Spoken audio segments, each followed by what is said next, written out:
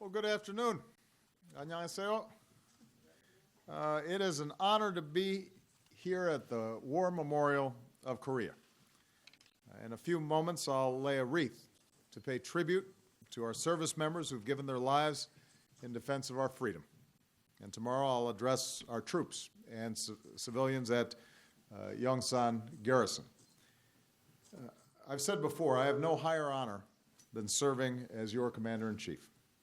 And today I can think of no higher privilege than being here with all of you and your families for this special moment, becoming the newest citizens of the world's oldest constitutional democracy.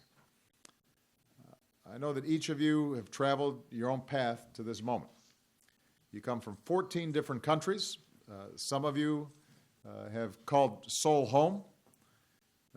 But a day came when each one of you did something extraordinary. 13 of you made the profound decision to put on the uniform of a country that was not yet fully your own. 7 of you married an American soldier. And as a military spouse, that means you've been serving our country too. If there's anything that this should teach us, it's that Americans is strengthened by our immigrants. I had the chance to talk to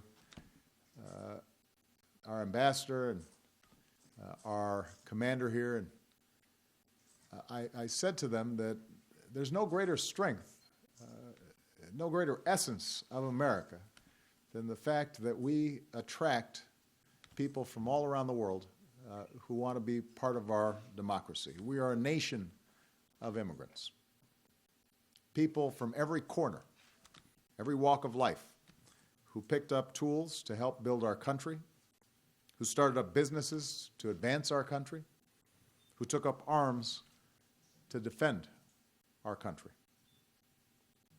What makes us Americans is something more than just the circumstances of birth, what we look like, what God we worship. Rather, it is a joyful spirit of citizenship. And citizenship demands participation and responsibility and service to our country and to one another. And few embody that more than our men and women in uniform. If we want to keep attracting the best and the brightest, the smartest and most selfless the world has to offer, then we have to keep this in mind, the value of our immigrants to our way of life. It is central to who we are. It's in our DNA. It's part of our creed. And that means moving forward, we've got to fix our broken immigration system and pass common sense immigration reform. This is a huge advantage to us, the talent that we attract. We don't want to make it harder. We want to make it more sensible, more efficient. That's why I'm going to keep on pushing to get this done this year so that others like the young men and women here have the opportunity to join our American family and serve our great nation. Today, I'm thrilled that in a few moments I'll get to call each of you my fellow Americans. I am so proud to be sharing this stage with you today. Congratulations, but I don't want to talk too long because I'm not the main event. Thank you very much for your service.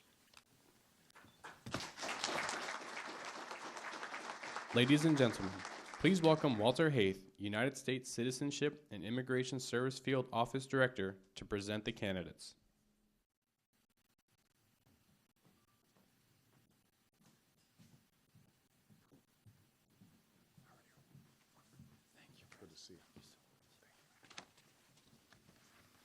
Thank you, Mr. President.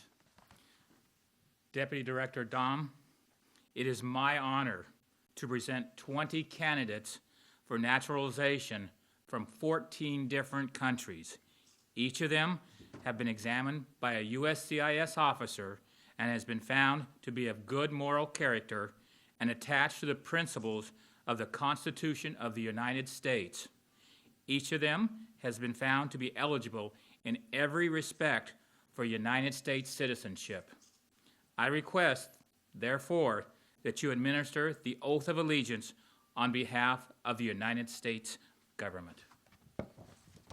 Ladies and gentlemen, please welcome Robert Down, United States Citizenship and Immigration Service Deputy District Director for Asia Pacific, to administer the oath of allegiance.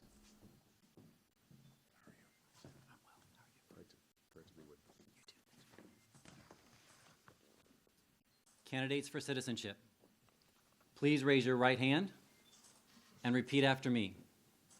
I hereby declare on oath that I absolutely and entirely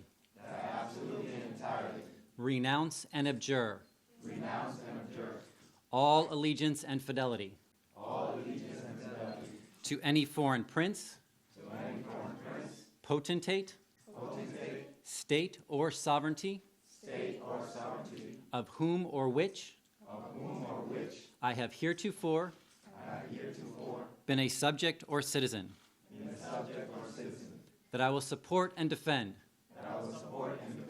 the Constitution and laws of the United States of America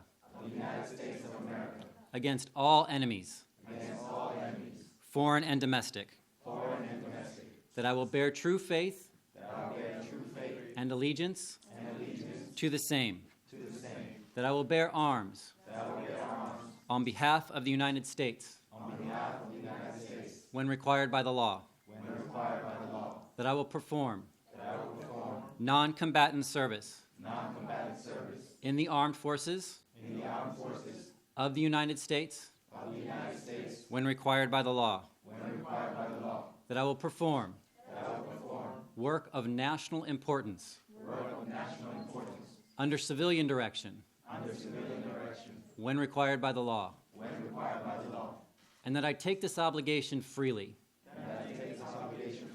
without any mental reservation or purpose of evasion. So help me God. Congratulations, you are the newest citizens of the United States of America.